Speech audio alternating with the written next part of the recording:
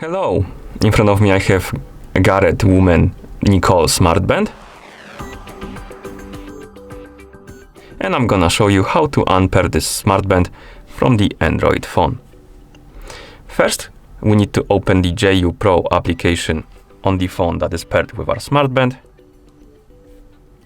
In the app, you should see the home page. Now tap on the device icon, and this should bring you to the device page, and you should see your device connected to a phone.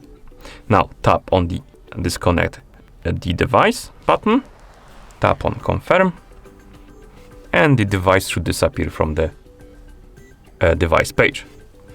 You can also check on your smartband, and you should see this icon right here in the top right corner.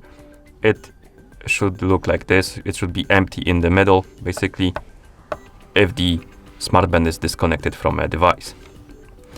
You can also open the Bluetooth settings on your phone to make sure that the smartband is completely unpaired from your phone. And if you have any devices right here on the list, or rather, if you have the smartband right here on the list, you can tap on the settings icon next to it, tap on the forget device to disconnect it from a phone. But as you can see, it's not connected right here, so we can close the Bluetooth settings.